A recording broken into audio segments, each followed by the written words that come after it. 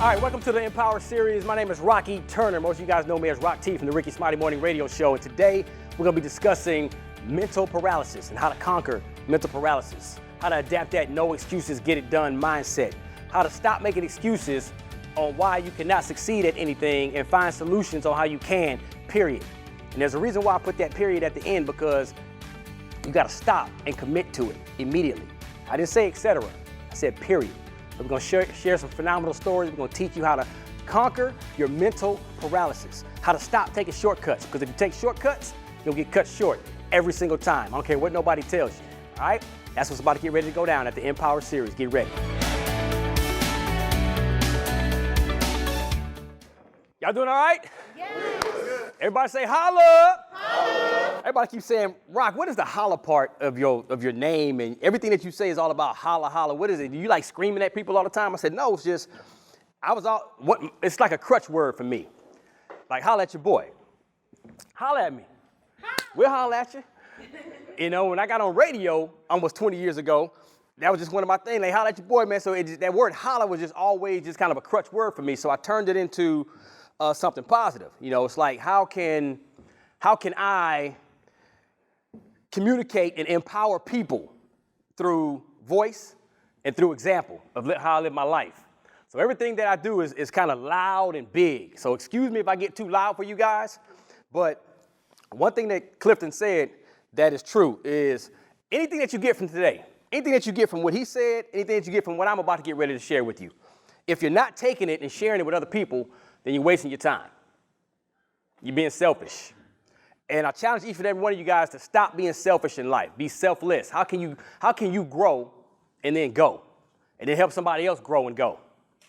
So I'm going to take you back. Was anybody here Tuesday at the Redbird Center? Nobody was there Tuesday? Okay. I'm going to take you back to when I was 16 years old.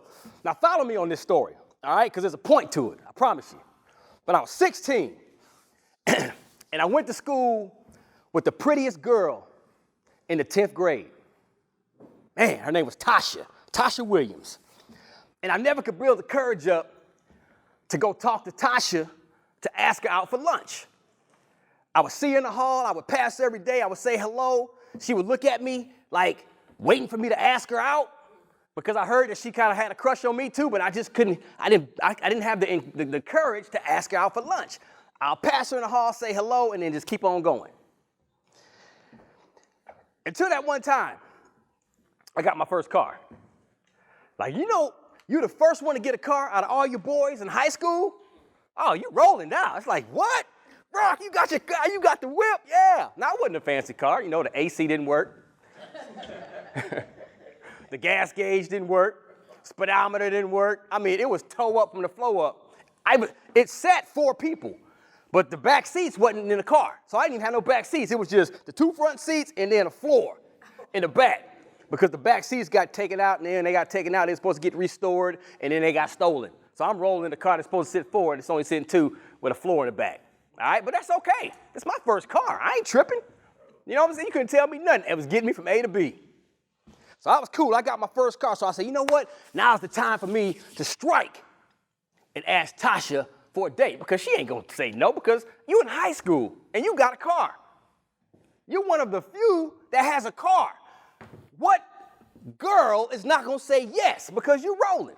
So here we are. We're coming down the hallway once again. Now, at this point, everybody's running. Everybody's trying to get to their next class. But Tasha is in slow motion. Okay, to me, it's like she's walking slow motion, like, yeah. So I get up to her. I say hello like I always do. She looks at me. She says hi back. And I finally get the courage to ask her, hey, you know I got my new car, right? Well, I got my new used car. But I got my car.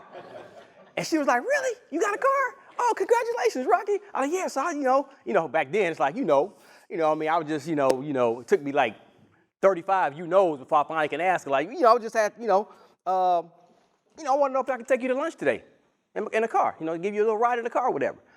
So at this point, I don't care if she said no, because I'm still geeked and excited that I'm rolling. I got my car. So even if she says no to me, man, I get one of my homeboys. I said one of my homeboys, because all I got is one seat right here. I can't get all my boys and say, let's go. I get one of my homeboys, we get into the whip, go get some lunch, come back to campus, finish school, I'm straight. But she said yes, y'all. Tasha said yes. I was like, yo, wait a minute. Did she just, I jumped out of my body, had to look and say, did she just say yes? Jumped back in my body. I said, cool. So I'm trying to be cool. Like, all right, cool. Well, I'll meet you at lunch in front of the school. Now, I'm walking off, right? I'm thinking I'm walking off cool like this. I'm thinking I'm walking like this. But I'm really walking like this. Corny as ever, right? So there's 2 more classes before lunch. So I'm not paying attention in any of these classes because I'm just focused on lunchtime with Tasha. 15 minutes before lunch break, I lied to my teacher. I said, I'm not feeling well. Can I go see the nurse? So she said, sure, right, no problem. So I grabbed my stuff. Y'all think I went to see the nurse? No, I didn't go see no nurse. Man, I went to the parking lot, got my car, drove it, pulled it to the front of the campus, to the front of the school, waiting until Tasha come out. Waiting for that school bell to ring. So I'm sitting there chilling, thinking, okay. Trying to go over it. The school bell rings. Now, y'all know when lunch time comes in high school, all the kids are just rushing out to school like little ants. Except Tasha.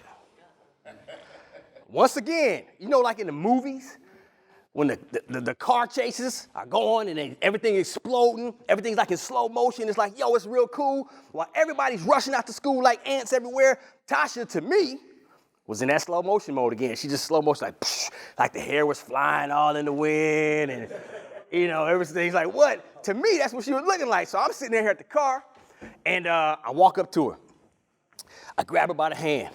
And I escort her to the car, you know. Put my arm out, she put her arm in there. We go into the car, all my boys teasing me. Oh, Rock, I see you, whatever. Her girlfriend is like, oh, Tasha, okay, Tasha, all right. I open the car, put her in, and I slam the door real softly. And then after that, I rush around the back of the car to the other side of the car, get in there, boom, put the key, grab into the ignition.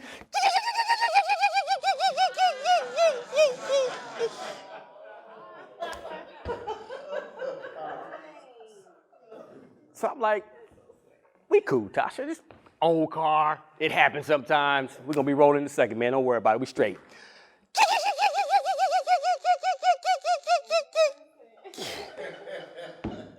I'm like, dang, I'm thinking to myself, I can't even look over there no more. I'm like, man, I finally got Tasha in the car, and the car won't start. So what do? I hop out the car, pop the hood, go around to the front of the car. She can't see me right now because the hood is popped, and I'm thinking, God. So I'm like, okay, I'm 16. Now, my dad taught me a few things about what to check in the car up under the hood just in case your car don't start. So I'm looking at the battery, making sure the battery positive and negative, tight and everything cool. I'm even checking the oil, like, oh, okay, what's going on? Oil in there. I'm even checking the windshield wiper fluid. Ain't got nothing to do with the engine. But I'm making sure, okay, whatever. So now I close the hood, get back into the car, put the key back in the ignition. Y'all know when you get that, yay! It's done. Ain't nothing happening. So I'm like, dang. I said, Tasha, my car won't start. I'm not going to be able to take you to lunch today. She was a good sport. She said, Rocky, it's okay. We'll go another time. No problem. So I had to watch Tasha, once again in slow motion, get out the car, catch up with her friends, and they go to lunch. So I'm like, golly. So I called my dad. I said, Dad, something wrong with the car. Car's not starting. He comes up to the school. Turns out, y'all, there's nothing wrong with the car. The car's fine. My spark plug was bad.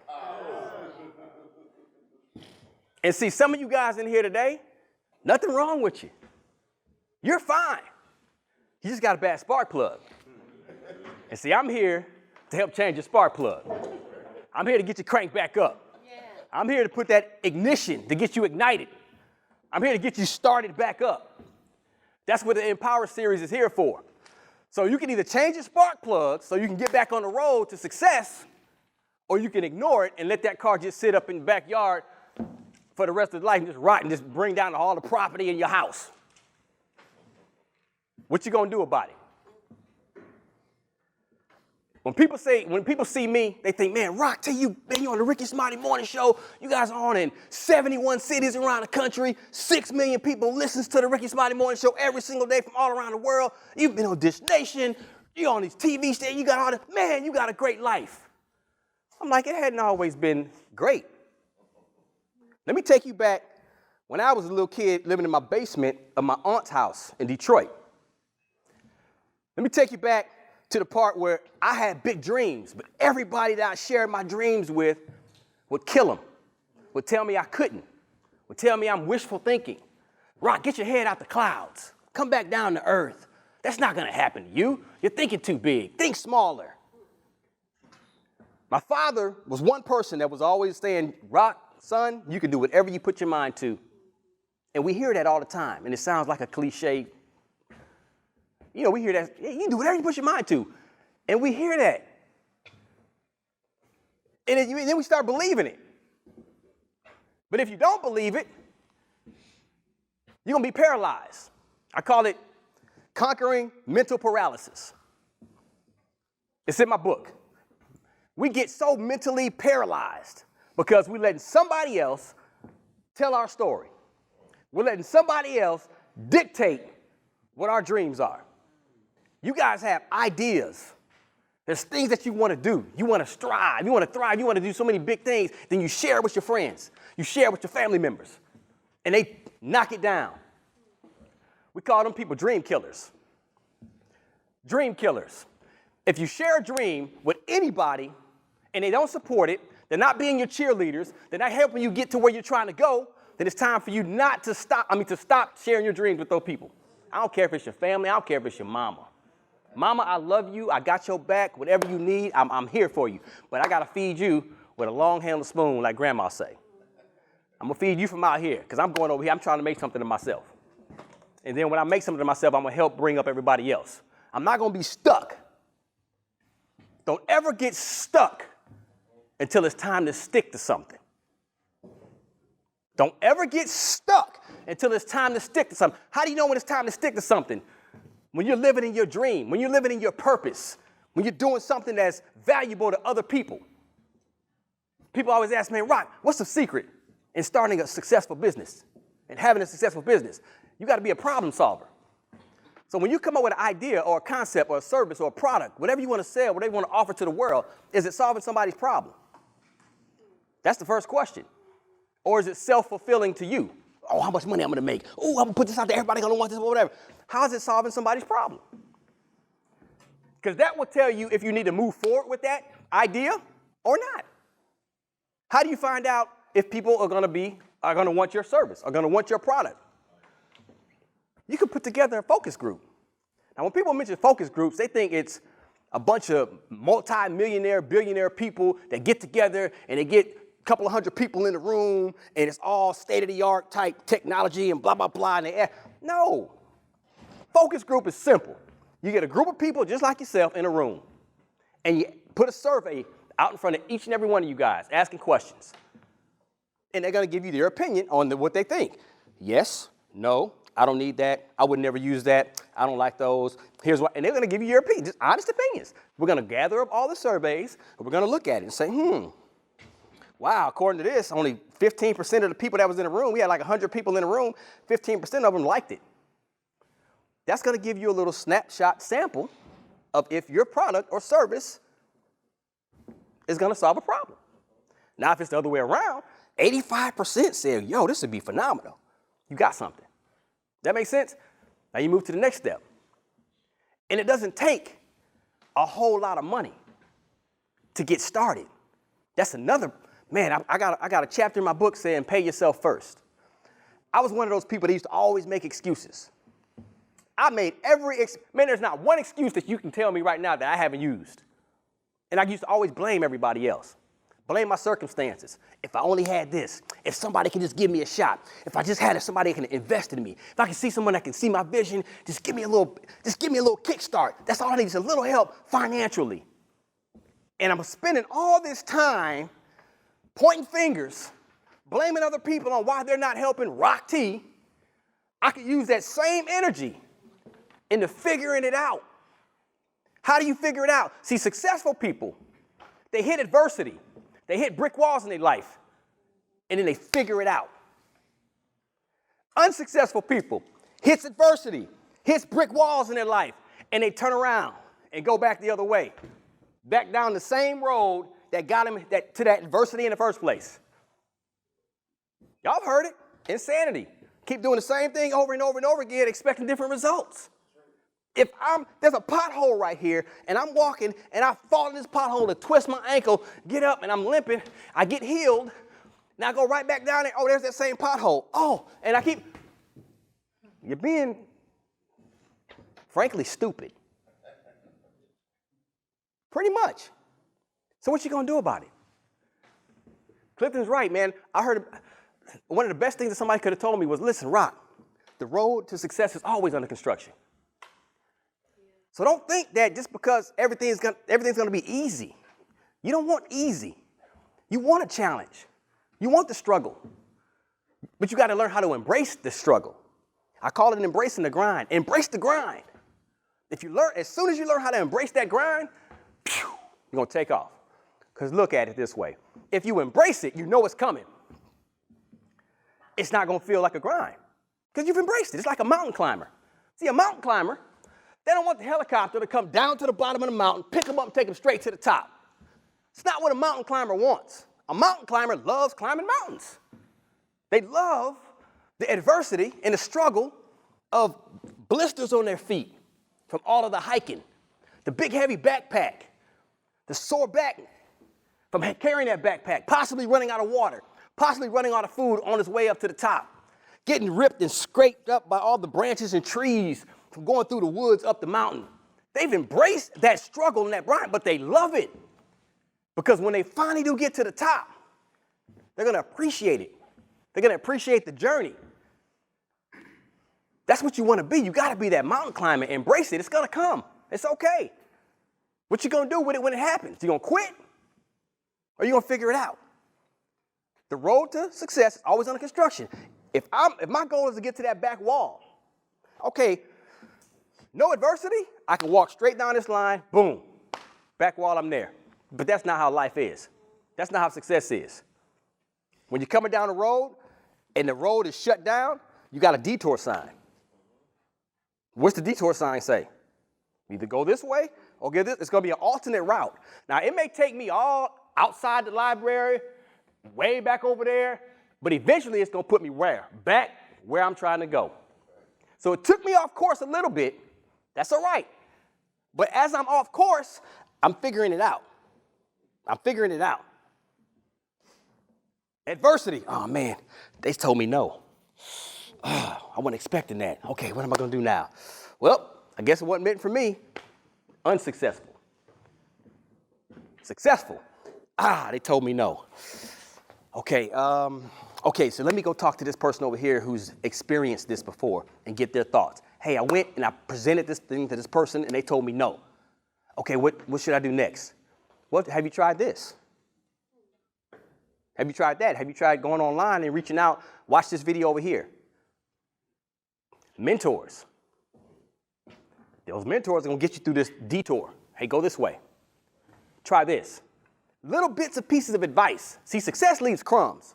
Pick up the crumbs. We look at crumbs and we just like, oh, it's got crumbs on the floor. Success leaves crumbs. Pick them up. So the little piece of advice that people give you, use it. Oh, okay, let me go do that. But what do? We hear something, hey, you ever read that book, How to Win Friends and Influence People? No, I ain't never heard of that book. Yeah, go get it, man. That'd be a great book for you. We'll hear that. Man, I don't like reading. I don't got time to be reading no books. Okay, let me see if I can call this person. Hey, man, can you help me? I'm trying to do this and not get into it. Have you ever watched this video? Man, it's about an hour long, but you should go watch this video on Oprah Winfrey. She talks about this kind of stuff. Man, it's about an hour. Man, I like Oprah. I know she's doing some great things, but she's already successful. I don't got time to sit in front of a doggone computer and watch this hour thing of Oprah talking about whatever. You're trying to take shortcuts. But when you take shortcuts, you get cut short. And you never realize it because you're in your own way. Paralyzed. Mental paralysis.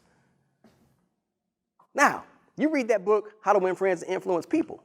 What you're going to learn is how to win friends and influence people. If you're trying to be successful and you want other people to see your vision in anything that you want to do, you have to learn how to influence people to see your vision. You influence them enough, you're gonna form this team of influencers. And you're gonna just slowly just go. It's like everything you touch is gonna turn to gold. You can't do it yourself. Stop being hard-headed. I was as hard-headed as they come. I'm gonna take y'all back when I was in radio probably about a year and a half now. So I'm thinking, I rock T. I've been working in radio in a major market in Dallas, Texas for about a year and a half. I'm cool. People know me around here. Shoot. And I'm watching all these promoters put on these concerts, these big, huge parties, making all this money. I'm like, man, I got to get some of this. I can do that. My birthday coming up. I'm finna throw a birthday party. Man, I'm going to rent out this big old huge building at Fair Park, holds 10,000 people. And because I'm Rock T from the radio station, man, I'm going to clean up. On my birthday, shoot, I already know what I'm going to wear. I already know what I'm going to wear.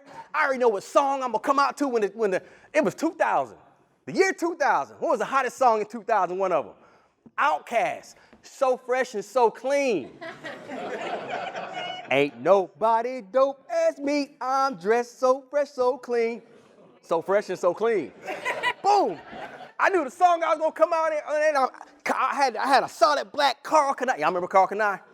Had a solid black Carl Kanai outfit and the beige khaki scripted Kanai on the chest with the beige khaki Timberland boots to accent. I was like, I'm straight. I know what song I'm going to come out to. I got my gear straight. I got my hair. Well, I had braids at the time back. I had the cornrows freshly cornrowed. Man, I was straight. I printed up 10,000 flyers to come to my birthday party. Okay? 10,000 flyers. Didn't do radio advertising. Didn't do no kind of, social media wasn't really around back then. So I'm like, I'm going to hand out 10,000 flyers. Boom, 10,000 people going to come to Rock T's party. Just like that, boom. People telling me that's been in the game for a while, Rock, that's a little ambitious. You new to this. Do like a little small, little intimate party, 500 people or whatever. Get a nice little club somewhere that don't hold that. 500 people, you good. You ain't got to spend a whole bunch of money. Get with the club to kind of help you promote it. I'm like, man, please. 500 people? Man, I spent my savings renting out a building at Fair Park. The automobile building. Y'all seen it. When you go to the Texas State Fair, you see all the automobiles in there. That thing, that's a monster. I'm like, shoot, 10,000 people.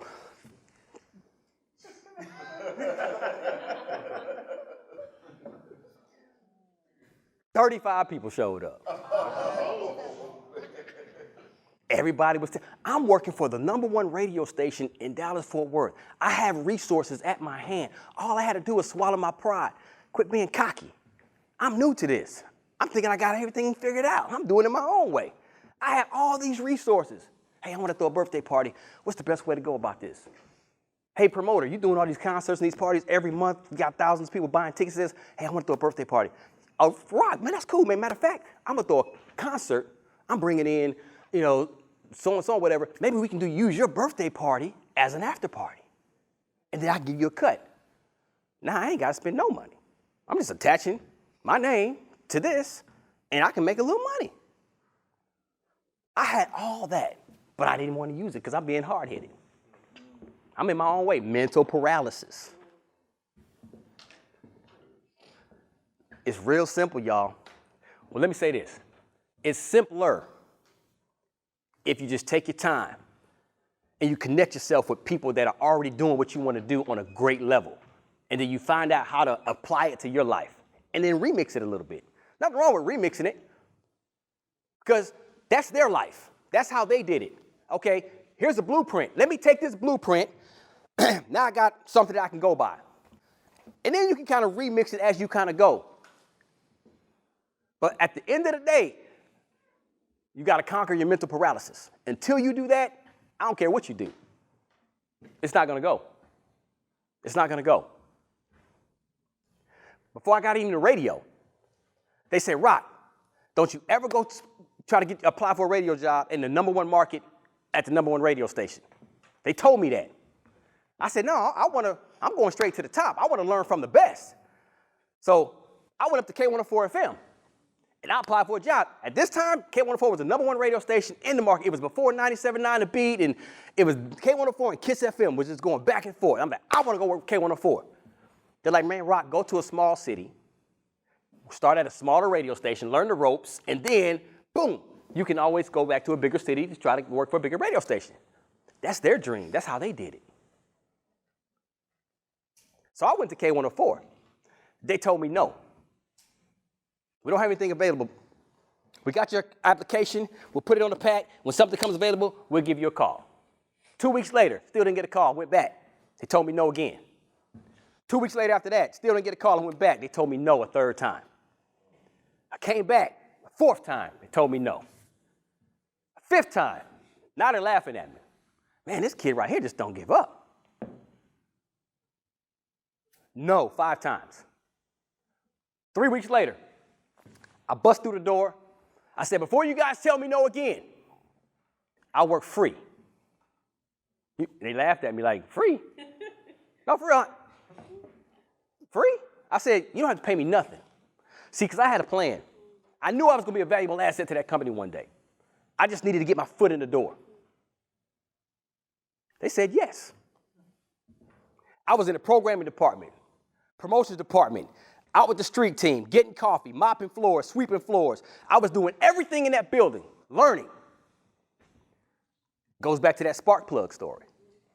I was sparking K104. I was giving them life. I was igniting them. I was getting them excited about me. Once I got in the door and I sparked them, guess what? Now I'm plugged in. See, that's the plug of the spark plug. Now I'm plugged in. I've attached myself to greatness, and I'm learning. I'm plugged in. I did this for 1 year. A lot of people didn't know this, so I started sharing my story. My first year in radio, I didn't get paid a dime. I'm working 40 hours a week, not getting paid anything. So then you probably ask, okay, how are you paying your bills? And this is a whole nother story I'll share with you guys later, but I had an opportunity to play a little professional baseball with the New York Mets. So I took the money that I saved from playing baseball, and I started my own baseball academy on the weekends for kids. So that's how I was able to get my bills paid. As I was working free towards my next career. 1 year, a position finally became available to hire somebody. Guess who got the job? They had to hire me. I created my own job. There was a lot of sacrifice. There was a lot of detours. There was a lot of construction. Along the way, I almost quit. I almost quit 3 times. Until I found phenomenal mentors. And I'm going to leave you guys with this. I found phenomenal mentors in this radio space, some OGs that's been in it for a long time. At my 3-month mark of working free, I said, man, I can't do this no more. Hey, Rock, didn't you tell them you would work free? I said, yeah, I know. I told them that, but it's been 3 months. They still ain't hiring me. I don't know. Man, hang in there. You working for the #1 radio station in a major market like Dallas. I've been in this business for 25 years, and I can't even do that. Most people don't do that. You've already had success just from off that alone. Get back in there. Hang in there. It's coming. So that was the little motivation that I need from that mentor. 6 months down the road, I almost quit again. Same thing. There's another mentor in radio said, Rock, you like football? You watch the NFL? I said, man, I love NFL football. He said, there's such thing called preseason. I said, what does the preseason mean? He said, what is the preseason? He asked me what the preseason. I said, well, preseason means that it's practice time. You know, they got 4 games to play to try to iron out the wrinkles, figure out who's going to be on the main squad to prepare for the regular season. And he says, does the preseason count? I said, no, them games don't count. You can go 0-4, and then that doesn't matter. He says, you're in your preseason, Rock. All this time you working free for this company, it's your preseason, getting you ready for the regular season. So when they finally hire you, it's time to play ball. I'm like, yo, I didn't even think of it like that. I'm like, let's go. I'm ready to go now. Shoot, 6 months, more 6 months. I work free. They finally gave me a job. And when they hired me, oh my goodness, they opened up the floodgates. 6 years I worked for K104. Ricky Smiley came to town to the big new radio, a morning show on 97.9 The Beat. He heard me on the radio. He got a chance to meet me. He found out I knew a lot about sports. He said, man, I want you to be my sports guy on the show. Now, at this time in my career, I've done every time slot except the mornings. And when you do mornings, you've made it in the radio, okay? It's like when you do the morning show, whoa, you're doing it now. That's like the foundation of all radio stations, the morning show. At this time in my career, I haven't done mornings yet, so he gave me this opportunity. I'm like, yo, Yeah, I'm down. Let's go. Been with Ricky Smiley for the last 15 years, and I've told you the other part of the story now. We're on a huge national syndicated show. All that is phenomenal. But it wasn't just given to me. It wasn't all easy. Even to this day, I still deal with adversity.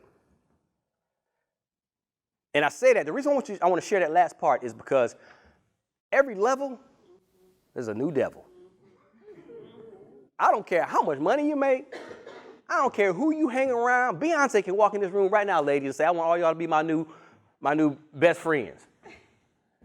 You walk out that door with Beyonce, there's going to be somebody that hate her, and because they hate her, they're going to hate you. And they don't even know you. Every level, new devil. So be ready for that. And that goes back to that mental paralysis. It goes back to embracing the grind. Embrace everything that comes along with it. It's okay, but don't let it shake you. Don't let it alter the way you think. You know where you're trying to go. Just stay focused. All that stuff, it's like mosquitoes. When mosquitoes come on, man. Every now and then, you just keep on moving. So I'm going to pause right there because I want you guys to be able to answer some questions, ask some questions or whatever, and I'd love to answer. But I promise you guys, and let me challenge you real fast. Warren Buffett, he's a mentor of mine. He's one of the richest men in the world. Now, you're probably saying, you met Warren Buffett? No, I haven't met him, but he's still a mentor of mine. You can have mentors that you don't have to meet. They got books, videos on YouTube. You can join their emailing list, and they send out emails every week free. You can have anybody as your mentor. Warren Buffett said, man, the best investment that you can make is yourself. Back to what Clifton was saying. Do this for you. Now, when I say that's not being selfish, you heard me say at the beginning, don't be selfish with it. Do this for you. Get all this empowering that you're getting right now for you. Apply it now in your life. And as you're doing that, you're sharing it with other people. Does that make sense? Pay yourself first. Pay yourself first. This is part of paying yourself first. So when you think you don't have enough money to start your business, adopt the pay yourself first theory. That's also in my book. Rich people stay rich because they pay themselves first. Poor people stay poor because they pay themselves last. My check came in. Oh, bills took it all. And then we get caught in that mental paralysis that I got to pay my bills because I want my lights to stay on. I got to have food. Okay. I got to break this down to you. This is a formula that I came up with that works for me. Please write this down. If you think you don't have no money to get something started as far as a business or something, take this 60 to 90-day challenge. It worked for me. I shared it with a lot of people, and it works for them, but you got to be disciplined. When you get your money that comes in, all of your income, whether it's from your job, whatever, 10%, boom, of course, that goes to the Lord. Other 10%, put it in a savings account that you can't touch for that 60 to 90 days. All right? Make sure you make arrangements at this bank that you cannot go take any money out of this account for 90 days. All right? So 10% that comes in from your bank, your paycheck, goes immediately into that account. Now, let's go to wants versus needs. Here's where we get in trouble. The next time you have an urge to buy those sneakers, that purse, that blouse, that outfit, whatever, man, it's only $50. It's normally $150. It's on sale.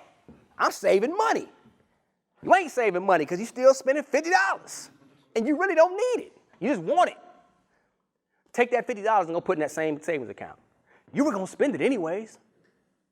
You was going to buy them shoes. You was going to buy that purse anyways. But instead of spending on stuff that brings no value to what you're trying to build, go put it in that same account.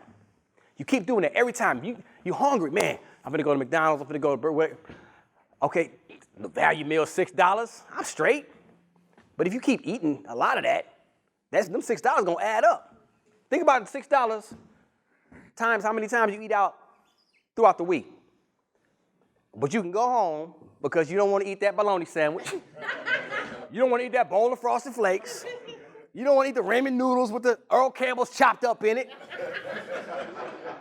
Rice and sausage, goulash with some carrots. Go back to college. That's how we ate in college. We still was good. We good. That's all right because you got a bigger plan. Because soon you're going to be having that the fancy hors d'oeuvres and caviar and steaks all night. You know, you're going to have all that. You follow me? So put that in that same account. You keep doing that over and over again. You're going to look up 90 days and say, God, I done saved $1,500. Some of y'all, I done saved $2,000. You'll be amazed at how much you can save just getting your wants and needs under control. Now you got $1,500 to start your business. You don't need $1 million to start a business. That's another thing people think, man, I just got to, it's going to $1.5 million. Man, if I get $1 million, whatever, do this. Man, please. Do you have business cards yet? You'd be amazed people come to me and say, hey, Rock, how can I do this? Say, what's your business card? Oh, man, you know, business card, you can get 1,000 of them for $9. YouTube is free. You got a service, you got a product, make a video about it. Share it to the world. I don't care if only 5 people watch your video. Those 5 people obviously have interest in what you have to offer. Take those 5 people and love on them, pamper them, customer service. You hit them 5 people because those 5 people are going to be your cheerleaders if you do it right. 5 people, they didn't told 5 people, man, you need to go check this video out. Now, once again, it's a marathon. It's not a sprint. All this ain't just going to happen overnight.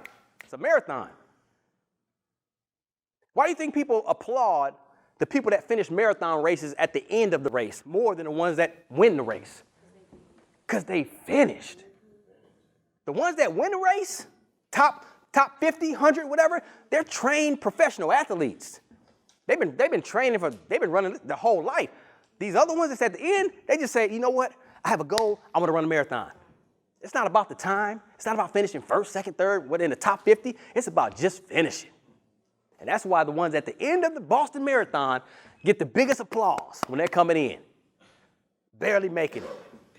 You can't ever finish if you don't start. So today, you got to start. You got to start. Listen, I would love for each and every one of you guys to go to my website, rocketholla.com, ROCKTHOLLA.com. You ain't got to do it right now. You can do it later on. You can do it whatever. I would love for you to allow me to be your accountability partner. 2 ways. 1, you put your email in, and you'll be on my monthly newsletter. I put a whole bunch of little positive stuff out every week. And you have an opportunity to also purchase my book at rocketholla.com. Now, it's called No Excuses, Get It Done for a reason. Stop making excuses on why you cannot succeed. Make solutions and find solutions on how you can. Period. And I always emphasize that period for a reason. Because some people say, no excuses, get it done, all right, etc. And they kind of just leave it open. The period is at the end of a sentence designed for a reason. To what? The sentence is over. It's done. Move on to the next sentence.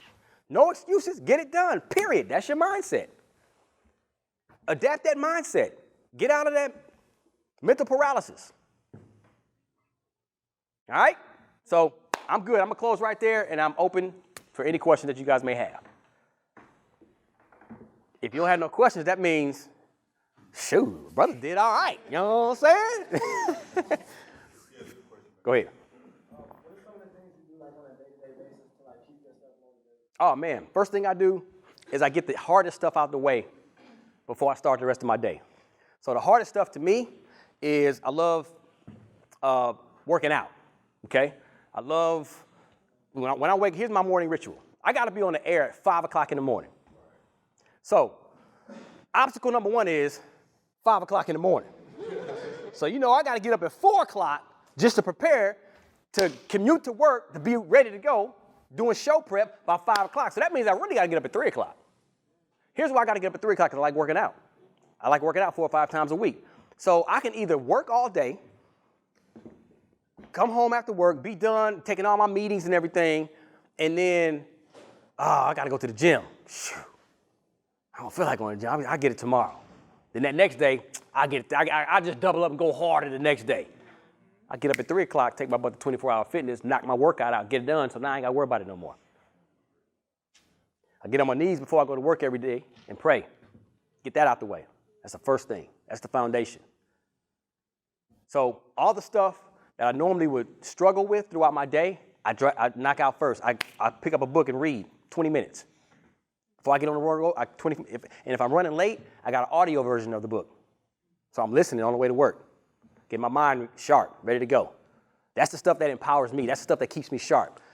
That's my accountability for myself. So just examples of stuff like that. You got to start when you wake up. That first 2 to 3 hours is very important mentally, because most of us wake up, alarm, snooze. That's another thing I do. My alarm clock is in my bathroom, loud enough where I hear it. Beep, beep, beep, beep. What are we most? All right, I get that 9-minute snooze. 9-minute snooze. We keep seeing snooze. Nah, if it's going off, I got to get up. I don't want to sometimes, I got to get up.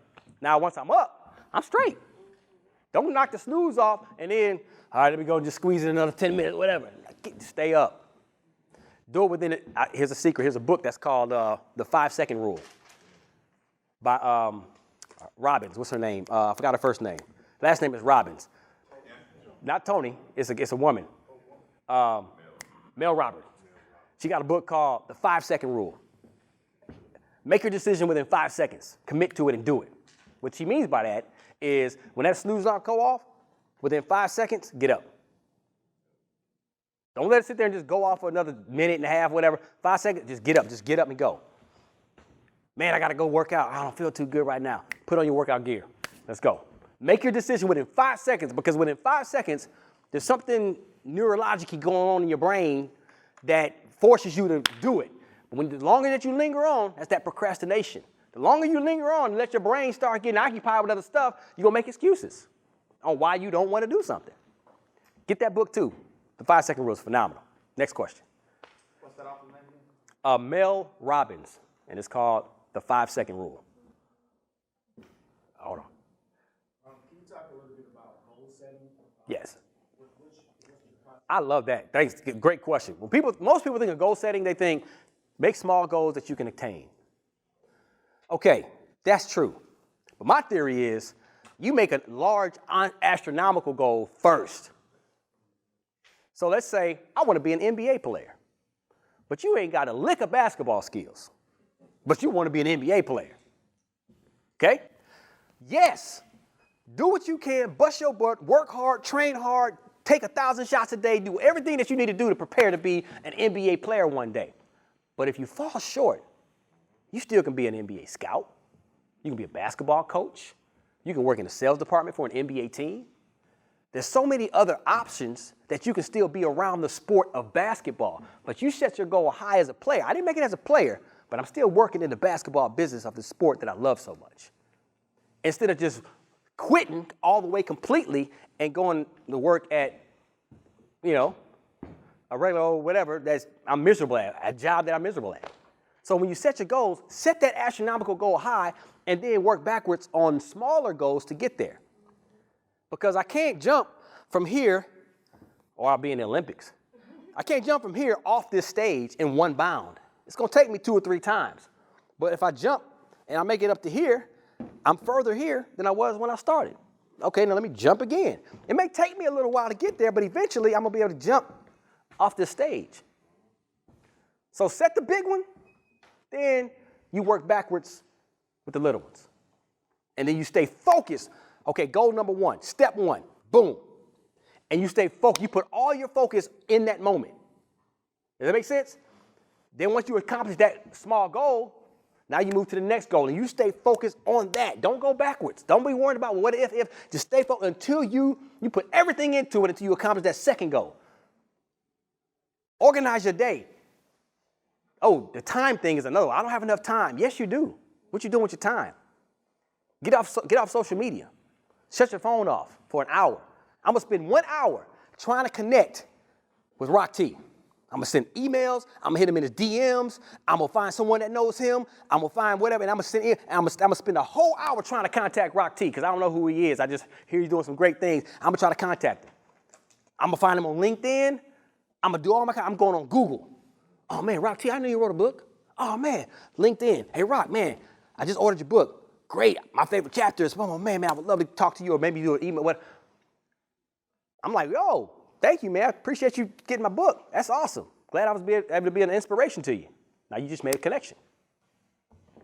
So I'm going to ask you to be a little bit more personal about this question.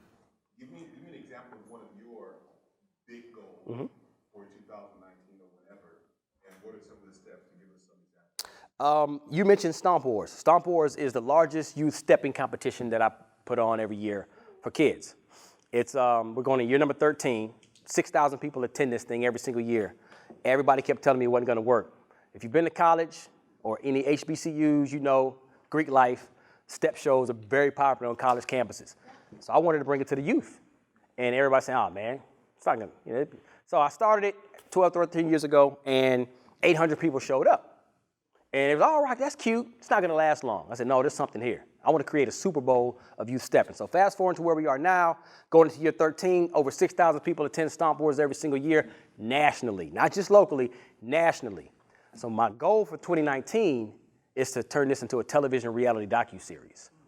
Because these kids that come from these inner cities have phenomenal stories to share and tell. This step team is one positive thing in their life that they can hold on to keep them going to school, keep them excited about school, because they got to be a part of school to be a part of the step team. It's increasing the academic the academics in school because no pass, no play. You can't participate without having good grades. It's increasing their social and emotional learning because of the mentorship and the leadership and the bond that they're building with their friends on the step team. All that good stuff. So that's one of my 2019 goals, to have that on, to have a deal done for television. That's a big one, and it's gonna happen. My mind's made up because I'm committed to it, and I've learned to say no a lot now, because if somebody asks me to help them with something, I don't mind helping and say, okay, well, I personally can't do it now, but contact this person, because I'm focused on this project. So when people come and try to get all of your time and steal your time from you, you gotta say no. If it doesn't integrate, or if it can't be implemented into what you're doing. So if you come to me and say, hey, Rock, man, your Stomp Wars thing is phenomenal. I got a Greek, I'm a Q dog. I'm part of Omega Psi Phi. And I got a group of gentlemen who are mentors, and we love mentoring our young. We want to be big brothers to some of them. How can we help? Okay, that makes sense. Well, let's figure it out. You follow me? It can fit into this puzzle. So that's my main goal in 2019. Oh, I'm sorry, my man, go ahead. You had mentioned something I think is very difficult. Mm-hmm. You talked about separating people, even if it's your mom, if they don't believe in your dreams, and so this is kind of two-part. As you elevate, maybe where you come from, your culture is changing, your thought process, what you do, how you do things change. How do you really handle separating that best friend that was with you when, childhood, right? But now you're heading in different directions, whether it's family, friends. Everybody that come with you can't go with you. Steve Harvey got a great example for what you just said. You got a wagon that you're pulling along a wagon. In this wagon, you have people that have been with you from the beginning, your best friends, your mama, people that you really love, people that's clear to you. And you're pulling this wagon along, and then here comes a hill. And along the way, there's gonna be other people jumping on your wagon. You ever heard the term jumping on the bandwagon? You ain't even a Cowboy fan. You a Cowboy fan now because they winning? Man, you always dogging the Cowboys. Stop jumping on the bandwagon. That's jumping on the bandwagon. So you got this wagon. So along your way of having a little bit of success, people gonna jump in your wagon because they wanna ride. Now you come up to this hill. Now it's time to pull this wagon up this hill, starting to get heavy. But ain't nobody jumping out to try to push from the back. So you gotta let them go. You gotta unload, bro. It's your stop right here. What you mean, Rock? Man, I've been with you. We've been boys since we went to elementary school together. Yeah, but I didn't see you. I'm up here struggling, carrying you, and you ain't even trying to help. Time for you to go, bro. I love you. I'll check on you, but you gotta roll. Oh man, that's whack, man. You hating. You ain't even real no more. So I'm not real because I'm trying to get out of my negative situation and my negative environment so I can do something positive to come back and help you and everybody else that wants to be negative. It's right here. You can't let that bother you. Get them off your wagon. Get them off your wagon. Okay, now your wagon's getting lighter again. That person right there is where I'm trying to go. Man, can you help me with this wagon? Sure, man. What you need? I just need this little push. Okay? Now you got a mentor. Yeah, man, well, I'll tell you what, here's what you do. Same thing that I shared with you earlier. They give you little points, little crumbs. It don't always have to be money all the time to get phenomenal advice. That's, man, good advice, you can't put a price tag on it. But you got to apply it. So you put that little piece of advice in my wagon. So now my wagon, even though it's long, I mean, it's getting heavy again, but it's good stuff. Because guess what? I got up to the top of this hill. Now I'm ready to go. Now I'm cruising. It's like a roller coaster ride now. I can let go. I'm rolling. I'm having a good time because I filled my wagon with the good stuff and I took all the bad stuff out. Does that make sense? We got time for 2 more questions. So that's 1, 2. All right.